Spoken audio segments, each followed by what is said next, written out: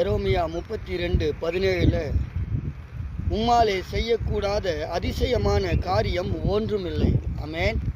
தேவ பிள்ளைகளே, தேவனாலே செய்யக்கூடாத அதிசயமான காரியம் எதனா ஒன்று இருக்குதா? இல்லை.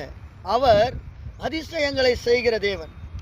ஆனாலும் நீங்கள் ஒழுங்காக துதிக்கிறீங்க, ஒழுங்காக ஆராதிக்கிறீங்க, ஜெபத்தில் எப்போதும் காத்திருக்கிறீங்க. உங்களுடைய வாழ்க்கையில் நீங்கள் இடைவிடாத ஆராதித்தும் ஒரு சோதனை வருதா? அப்போ தேவனுடைய அனுமதி பெற்றுதான் உங்கள் வாழ்க்கையிலே சோதனை நடந்து கொண்டு இருக்கிறது என்பதை நீங்கள் உணர்ந்து உங்கள் ஜெபத்திலே உண்மையும் உத்தமத்தோடு இன்னும் அதிகமாக துதிங்க, இன்னும் அதிகமாக ஜெபிங்க. கர்த்தர் உங்கள் நடுவிலே அதிசயங்களை செய்து நீங்கள் படுகிற துன்பத்திற்கு 2 மடங்கு பதில் கொடுக்க போகிறார். ஆமென். நிச்சயமா சோதனை வருதுன்னு சொன்னா நீங்க இடைவிடாம துதிக்கிறீங்க, ஆராதிக்கிறீங்க, ஜெபத்தில் இருக்கிறீங்க, தேவனை விசுவாசித்து தான் வாழ்ந்து கொண்டிருக்கிறீங்க. ஆனாலும் நீங்க துன்பத்தின்